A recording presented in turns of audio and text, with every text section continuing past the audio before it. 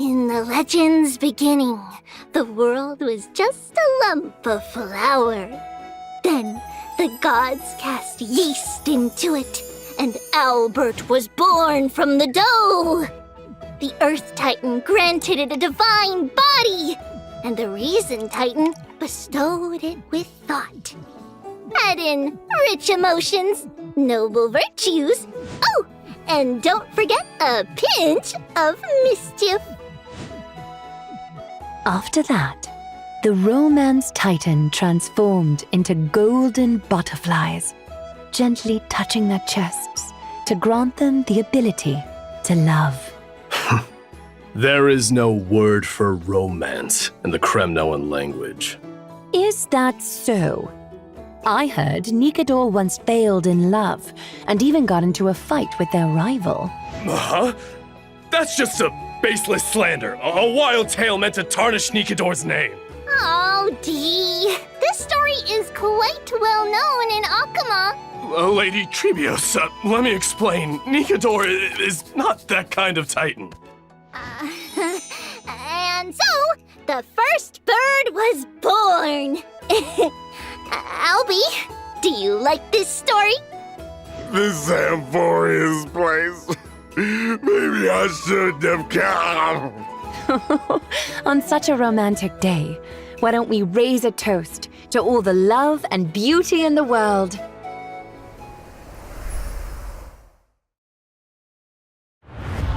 Mightimos, can your murderous intent match up to what fate has in store for you? Mightimos, why did you In fear you shall abandon your mortal body, King of Kremnos! Let me have the honor of taking the lead in this battle.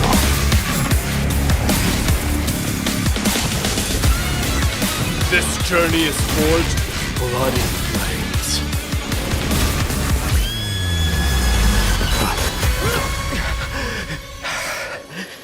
3 molded life with their hands, and 3 guided Calamity's gate.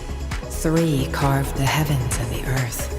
3 wove the threads of fate. Hello, we are Treeby, Trian. And fighting the west wind, away we go!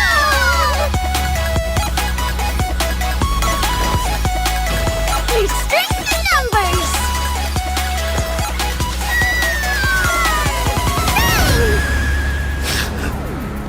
It's time to end this. Offer your souls to the blood. The son of Urgo is destined to be crowned in blood! All will one day die. Stay alive. Can't be killed in a single blow. How we wish to see you again. It's now my turn to fight against it. The son of Urgo will be crowned in blood! The son of Urgo will be crowned in blood!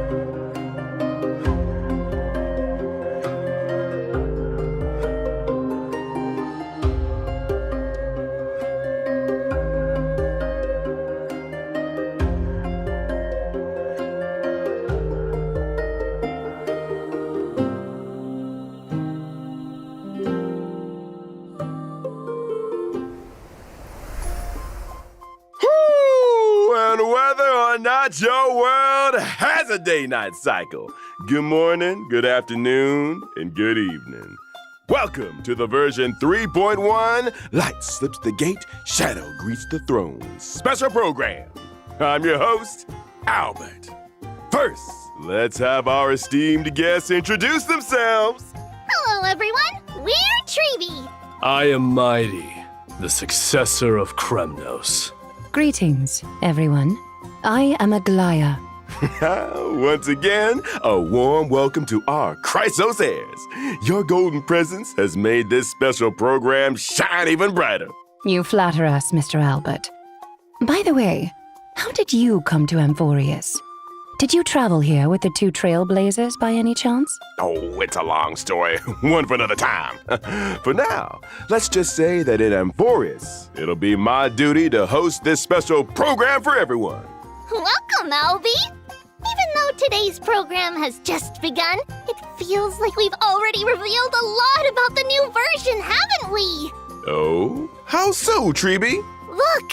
The version title, Light Slips the Gate, Shadow Greets the Throne, combined with the trailer we just watched, makes it clear that Dee will really shine this time!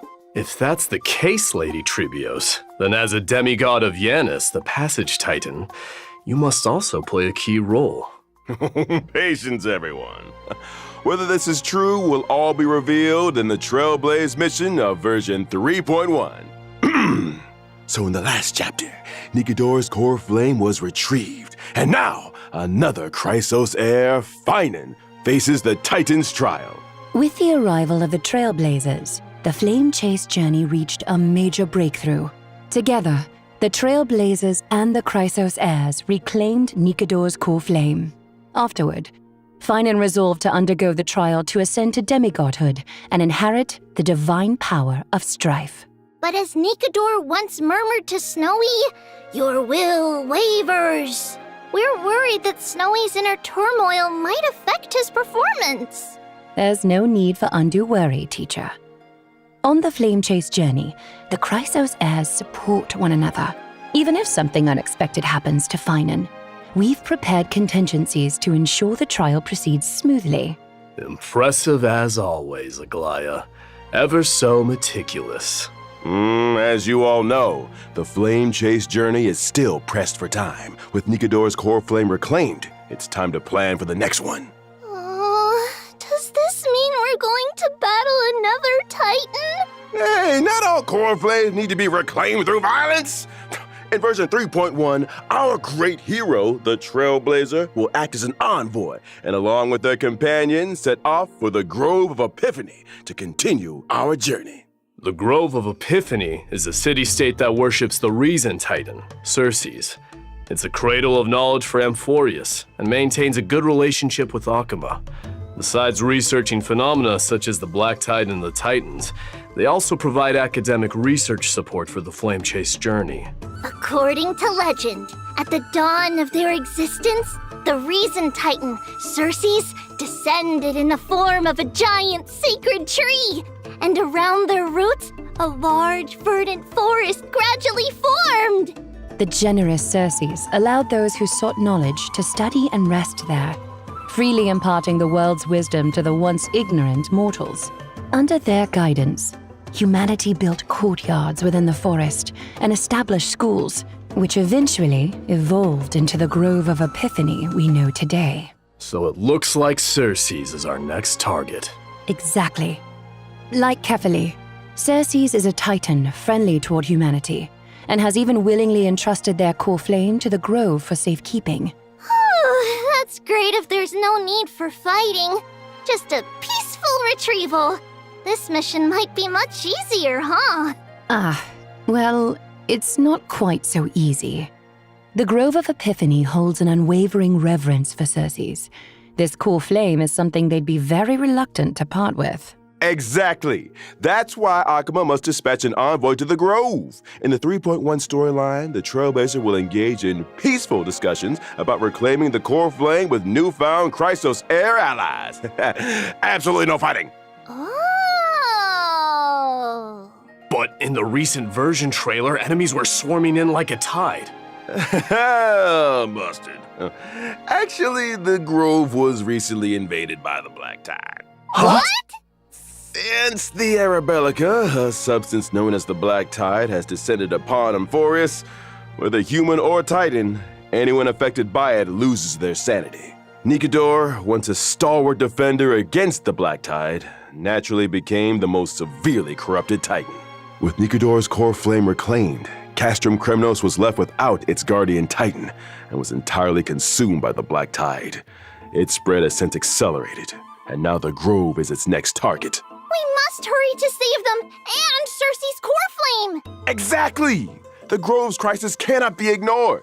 Our Trailblazer will once again take on the heroic mission of seeking and aiding survivors, gathering intelligence about the catastrophe, and locating Cersei's core flame to bring it back to Akama. During this process, the Trailblazer will encounter a mysterious enemy attempting to steal the core flame. The masked figure shown fighting the Trailblazer in the trailer. The one with the mask and cloak? Ooh, they look like a major villain. Hykes. What faction do they belong to? They're an unknown enemy. This journey to the Grove may be more perilous than expected. For now, let's call them the Flame Reaver. And to help our Trailblazer navigate their hero's journey, I brought some intel about this Flame Reaver. In battle, the Flame Reaver can summon clones to fight alongside them. These clones can launch joint attacks with the Flame Reaver. Moreover, the Flame Reaver can absorb these clones to gain buffs. Consuming these buffs allows the Flame Reaver to unleash even more devastating attacks. That may not be a problem for me, but an enemy using clones to fight will surely challenge the Trailblazer. In combat, the Trailblazer must quickly eliminate the clones to prevent the Flame Reaper from launching joint attacks or gaining enhancements. Honestly, I sometimes wish I had clones to help me manage life. Be careful what you wish for. More clones might mean facing more trials and challenges. Speaking of trials, I've always been curious about the trial required to ascend as a demigod. Lady Trebios, you were the very first demigod and therefore first Chrysos heir on this land to pass a Titan's trial. What exactly did you go through when you received Yanis's core flame? This is a bit embarrassing to say, but we really can't remember those events from so long ago. It happened during the Era Chrysia. For the people of Amphorius now, it would be considered ancient history. That's okay.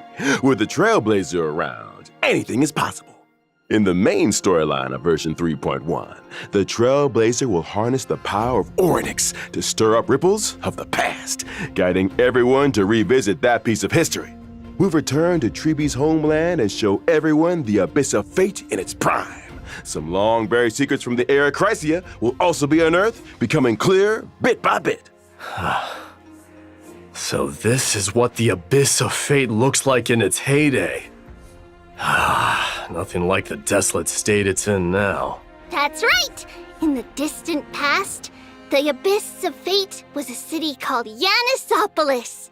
It was Amphorius' sanctum of prophecy, the ultimate destination for all pilgrims, and the place where the three Titans of Fate revealed their divine miracles. It seems we'll have the chance to learn how humanity's first demigod came into being. Exactly.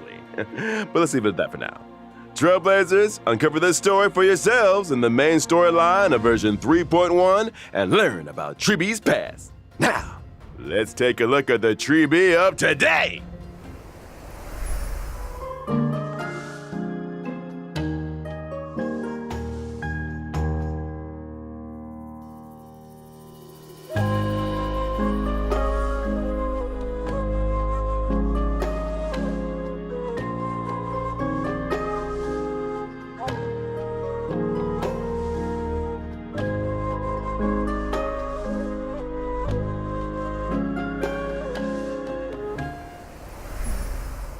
Question. The one who popped out of the box holding a letter, was it Trian or Treenan? Ooh, I know this one! Treenan! It was Treenan! Correct answer! No rewards, though. Because they look so alike, my teachers often have people unfamiliar with them play the Guess Who I Am game in daily life. The one who suggested this game, could it be Trian? Right again! Of course! The three of them have very different personalities, making them easy to tell apart. Treenan is silent and sharp with both eyes covered. Trian is mischievous little rascal with raised eyebrows. And Treebe is the most outgoing and lively. Typically, Treby is the main spokesperson, responsible for communicating with the Chrysos heirs. Trinan focuses on maintaining and interpreting prophecies, while Trianne is primarily in charge of opening and maintaining the Century Gate. So here's a question from me. Why are there 3 of you identical little girls? That relates to the duties of the Chrysos heirs. We were the world's first demigod, receiving the prophecy of deliverance from Kefali. To spread the prophecy across Amphorius, we split into many versions of ourselves and used Yanis's Century Gate to travel quickly to various places. Through our teacher's tireless efforts, the Chrysos heirs gradually united as allies. Because of this, our teacher holds great prestige among the Chrysos heirs. But speaking of opening gates, Trinan previously revealed that Trianne is nearing her limit and might only be able to open the Sentry Gate twice more. Don't scare me! So there's a limit to how many times the gate can be opened? Using divine power to open the gate comes at a steep price. Every time the Sentry Gate is used, it takes something out of them. Over time, this deterioration reaches a limit. Reaching that limit won't lead to anything bad happening, will it? Losses are a constant on the flame chase journey, among which even life itself holds little value. The weight of those words grows heavier, or perhaps clearer, over time. Oh dear, why is the atmosphere so heavy? Let's not dwell on it. We're prepared for whatever may come, and we want all our friends to stay cheerful. Albie, let's introduce our abilities now. All right, no problem. Treby is a quantum character following the path of harmony. In battle, she wields a rocket as her primary weapon. For instance, she can use the rocket to launch enemies and create a special dimension filled with stars and moons. While the dimension is active, enemies take increased damage. No matter how many times I see it, this combat style doesn't get any less adorable. Don't underestimate our rocket. It's a genius invention with precision targeting. We've refined it countless times. We also deal damage to the enemy with the highest remaining HP, depending on the number of enemies hit. The more enemies there are, the greater the damage we deal. Additionally, when a teammate uses their ultimate, we launch a follow-up attack against the enemy. Even in ever-changing combat scenarios, Treby can work closely with various teammates to provide buffs. She can frequently trigger follow-up attacks, helping the team swiftly take down opponents. Exactly! As a character following the path of harmony, Treby not only creates a more advantageous environment for her teammates, but is also a capable fighter herself. With Treby on the team, you might just unlock new levels of combat potential. Indeed.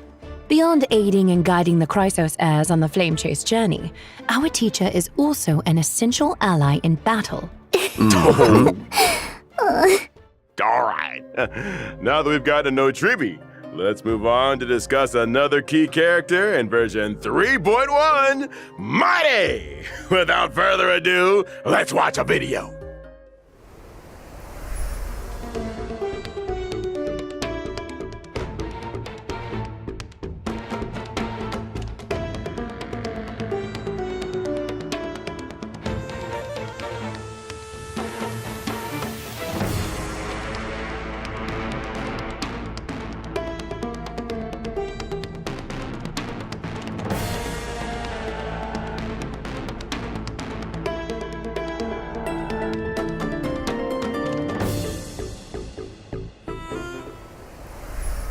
Mighty, the crown prince of Kremnos, warrior of Akama, a lone lion, a man among men, a man! Stop, Albie! Is it really that exciting? To be honest, Mighty is my idol. He's the ideal version of myself. I aspire to be like him. Strong, unyielding, a real tough guy. No. A tough bird! A tough guy? Do you mean like bathing in molten iron, Mr. Albert? Huh? Or perhaps drinking the blood of your enemies? Maybe drinking some of Kremnos' signature pomegranate juice, doing push-ups, stuff like that. Oh. Give me 500 push-ups. I'll count. Start! Let's focus on the show first. Doing so many push-ups on the spot isn't appropriate, and viewers wouldn't enjoy watching it either. Don't be so sure. They definitely wouldn't. Back to the topic. In the previous story, against Nikador's attack, Mighty single-handedly held back the rampaging Titan, buying precious time for his companions. He's so cool, handsome. Totally! Even though he might seem unapproachable at first, once you get to know him, you'll see he's super reliable. Through rigorous self-discipline, day in and day out, he's always ready to step up at critical moments. If I had such a dependable and capable leader, I'd follow him to the end of the earth. But there's a line in his character description that really caught my attention. The blood of patricide flows through Kremnos' royal line. Ooh, sounds like Mighty bears a heavy past. Castrum Kremnos has a tradition of being crowned in blood. Since its founding, every new king of Castrum Kremnos has killed the reigning king to claim the throne, without exception. Yikes! So that's how it is in a city that worships strife. Bloody succession to the throne. Because of this tradition, and a prophecy foretelling Mighty's eventual ascension, his father cast him into the Sea of Souls shortly after his birth, attempting to kill him before he could grow up. That's so cruel! How could he bring himself to do that? But, in the end, Mighty returned to Castrum Kremnos with an immortal body. He led the discontented citizens of Kremnos away from their mad king, wandering the lands and waging war until he joined the Flame Chase journey. What doesn't kill him only makes him stronger, huh? But why did Mighty refuse the core flame of strife and give it to Finan instead? With his combat prowess, if he accepted it, he'd surely become the most powerful demigod, an unstoppable force on the Flame Chase. Strife, slaughter, glory. These have been the traditions of Kremnoans and their destiny for 1,000 years. But is this destiny truly what the Kremnoans deserve? I refuse to let such a bloody tradition continue. But Dee, the Kremnoan people in Akama have always expected you to ascend the throne, lead them back to their homeland, and restore their glory. Now that we've reclaimed Nikador's core flame and located the whereabouts of Castrum Kremnos, how will you answer their expectations? Give me more time to think. As the last prince, he is burdened with the fate of an entire kingdom. He must consider their honor and sense of belonging while forging a truly beneficial path for them. Oh, what a heavy task. As for Mighty's decision and the fate of the Kremnoans, stay tuned for the Trailblaze mission in version 3.1. No matter what, I can guarantee one thing. When Mighty is around, he'll have you back, especially in battle. Mighty is an imaginary character following the path of destruction. In combat, he leverages his undying body to engage the enemy. His undying nature grants him an extremely high max HP. In battle, I utilize my HP advantage against the enemy. By consuming my HP, I also unleash even greater power. Exactly! Mighty keeps track of his total HP loss during combat.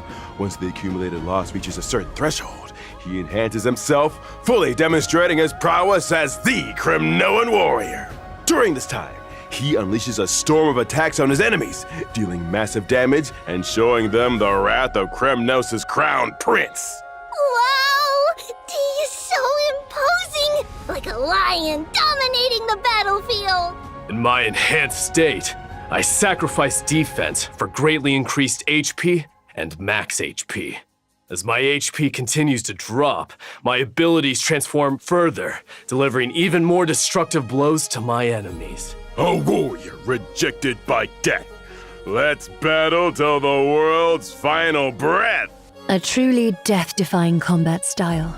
The spirit of Kremnoan warriors is no joke.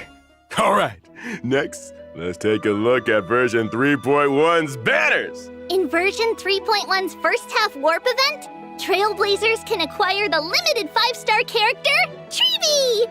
The limited 5-star light cone, if time were a flower, will also have a boosted drop rate. In version 3.1's second half warp event, Trailblazers can acquire the limited 5-star character, Mighty. The limited 5-star light cone, Flame of Blood, Blaze My Path, will also have a boosted drop rate. Additionally, these characters and light cones will be rerun. And all right, time for a short break. The program will resume in just a few moments.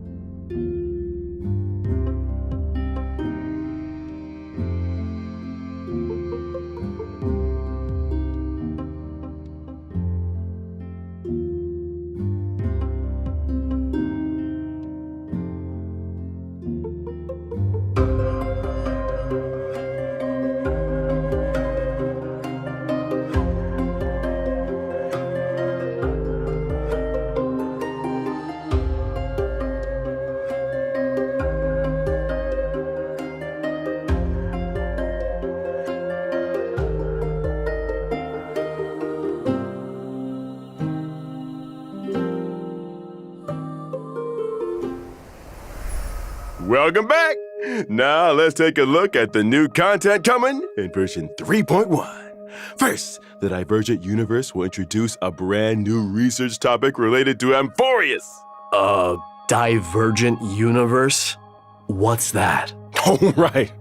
Mighty, you might not know yet. Simply put, it's a study on mortals and fate.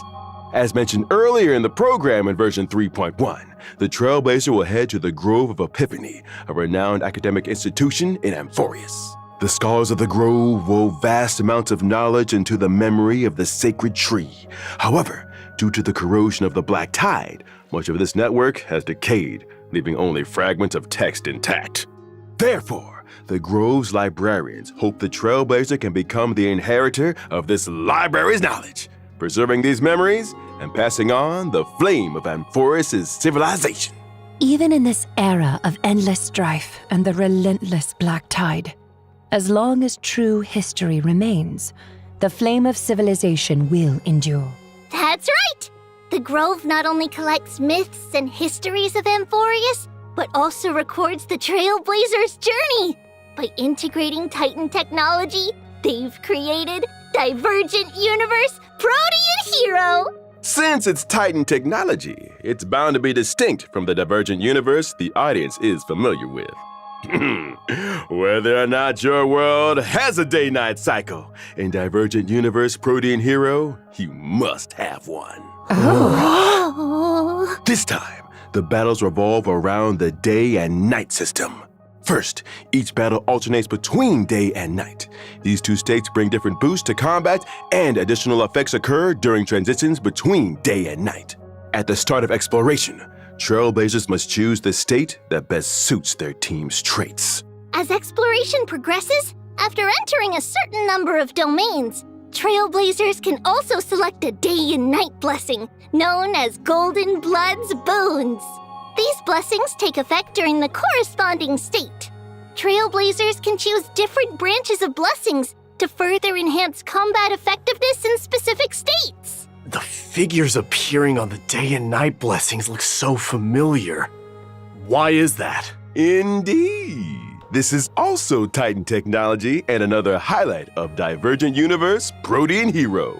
The new day and night system and its blessings are closely tied to the Titans and the Chrysos heirs. In version 3.1's Divergent Universe, 6 types of Titan Odes will be available for Trailblazers to experience. More will be introduced in future versions. Each Titan Ode corresponds to a different buff system. Trailblazers just need to select the most suitable Titan Ode for their team to tackle challenges with ease. The Grove's Divergent Universe offers the most authentic Amphorian experience. Clearing the Divergent Universe also rewards Branch of Rights. This can be used in the Titan Ode section to unlock more buffs and upgrade them, as well as uncover the corresponding Titan's mythological tales. Now, my 3 dear guests, please choose your Titan. We're curious about how many Titan stories the Grove has interpreted. So let's go with the one we're most familiar with, Gate of Infinity. If I could learn more about the past of Nestia and the other Titans, I'm sure it would give the Flame Chase journey a clearer direction. I'll choose Chrysalis of Gold. Lance of Fury. Let me witness the kind of glory you held in the past. Ooh, excellent choices.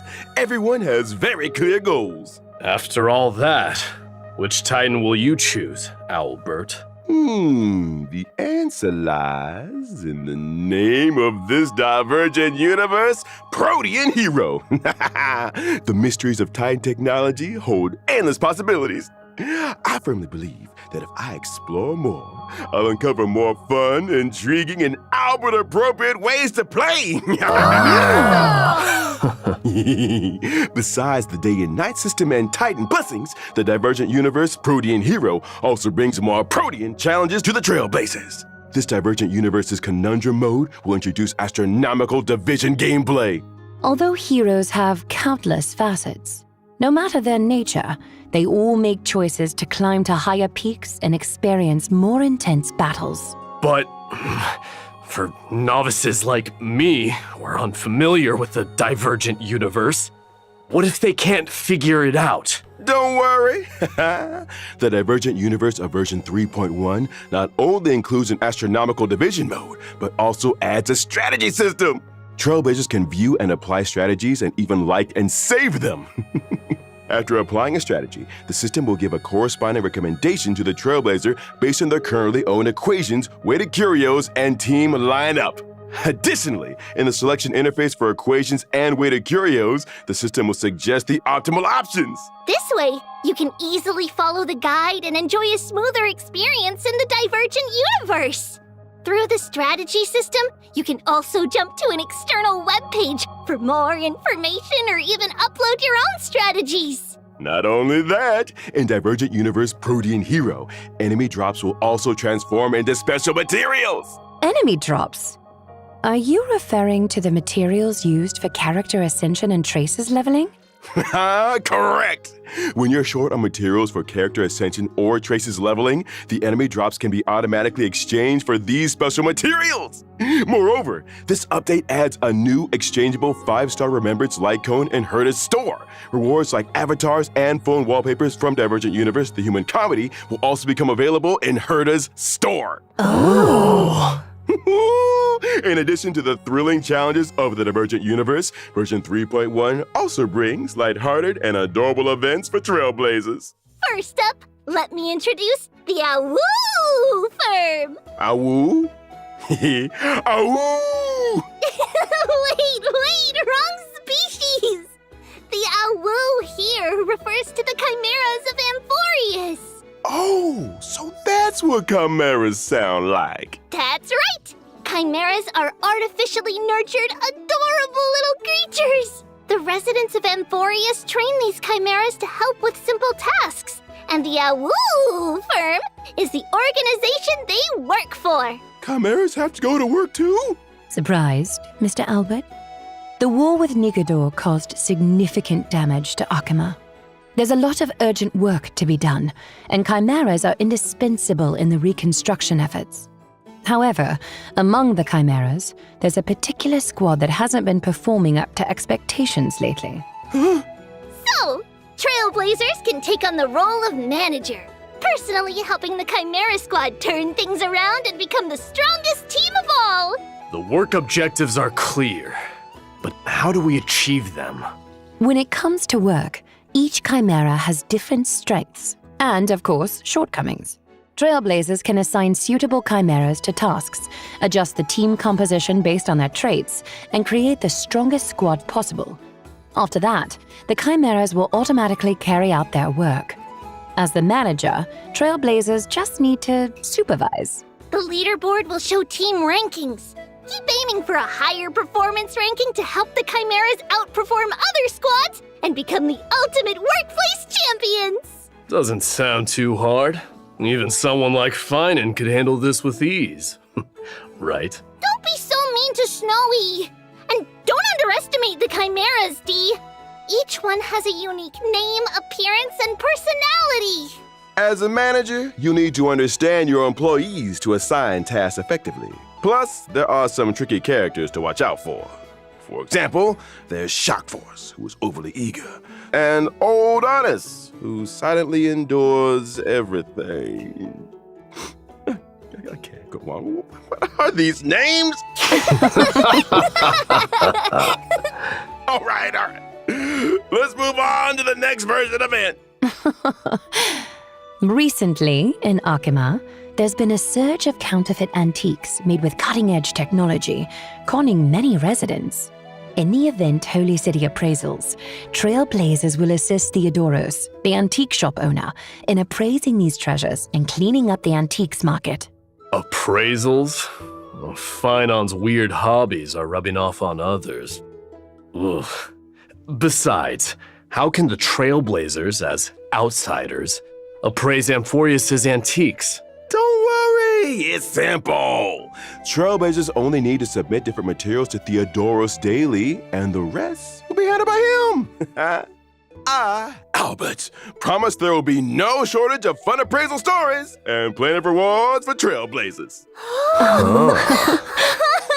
Okay, now let's take a short break, and the show will resume when we're back.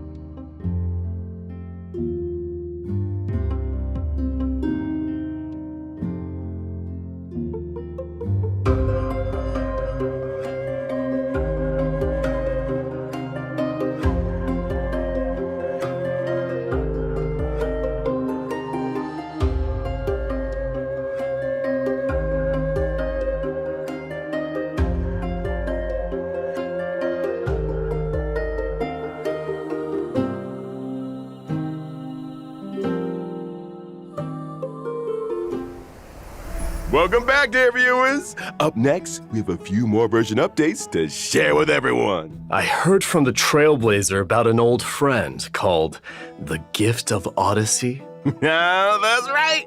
In version 3.1, Trailblazers can once again earn a 10 warp reward through the Gift of Odyssey check-in event. Additionally, version 3.1 introduces some new materials for everyone. Stagnant Shadow, Shape of Gelid Moon, and Stagnant Shadow, Shape of Slogjaya will be available soon. Successfully challenging these will provide Treebees and Mighty's Ascension materials, respectively. Amphorius also brings new golden calyxes. Now you can farm credits and experience materials there too. Version 3.1 also introduces 2 new sets of planar ornaments: Bone Collection Serene Domain and Giant Tree of Wrapped Brooding. You can quickly obtain them through the planar ornament extraction function in the Divergent universe. In version 3.1, the Planar Fissure and Realm of the Strange Events will also return. Completing them will earn you double rewards. Exactly! And that's not all. Version 3.1 brings several system optimizations to Trailblazers. First, the material synthesis system will be optimized. The process of synthesizing trace materials will become much more convenient. Does that mean we can synthesize purple materials directly from green ones? Yeah, that's right. This eliminates some of the cumbersome extra steps.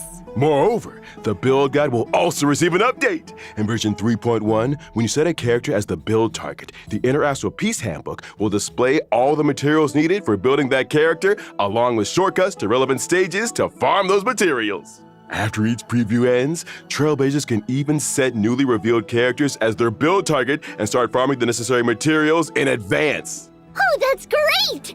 It makes preparation so much easier.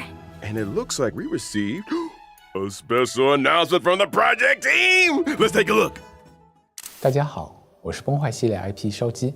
在魔法罗斯 3.0 版本上线后，我们收到了来自开拓者的许多反馈和建议。从结果来看， 3.0 的一些内容，它最终呈现出来的效果是不够理想的。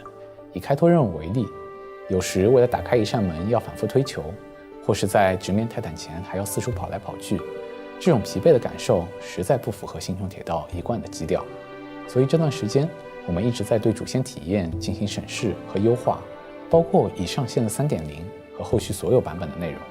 除了先前在开发者电台提到的阅读减负和解谜优化，我们同时也在对任务流程进行重新编排。以 3.0 版本为例，开拓者在前往过去的旋风城时，不再需要折返跑图，而是从初始位置开始，通过一条便捷的道路就能直入主题。而原本这里的玩法会被安排到主线外，成为开拓者自由探索的选项。当然，还有对白、演出、探索。开拓任务的体验是综合结果。我们会在未来的每一个版本，在方方面面做更细致的打磨，力求给大家带来更好的内容。开拓者好，我是游戏设计 Punk。除了像刚才烧鸡老师说的，我们也正在调整 3.1 及其后续版本的游戏内容。以 3.1 版本为例，我们降低了地图中的敌人数量，并剥离了部分主线流程中的谜题，希望保证谜题与剧情的结合更加紧密，且不至有很强的打断感。在原本的设计中，地图中有几处扎格列斯之手玩法，开拓者需要多次切换操作视角，但其实只是为了打开一条通路。在复盘过程中，我们意识到这样的设计不仅繁琐，也没有很强的趣味性。于是我们将这些并不有趣的流程从主线中删去，但是仍会保留地图中围绕这些扎格列斯之手的谜题设计，供抱有探索欲的开拓者自行发现。希望我们的调整能让开拓者更好地探索魔法罗斯，享受解谜乐趣，同时也欢迎开拓者提出更多的建议和反馈。Thanks, project team. All right. Whew. That brings us to the end of today's special program. Any final thoughts from our guests? I hope everyone enjoys diving deeper into Amphorius' story. We can't wait to create more memories with all of you! May your blade never break, but forever press forward. There are still countless details in Amphorius waiting to be discovered. I hope you'll forge deeper bonds with this world and its people. And of course, there are plenty of chimeras waiting for us to lead them. Well, thank you to all our viewers for tuning in. And now, the version 3.1 special program has come to an end. That's a wrap. Bye-bye. Bye now. Farewell.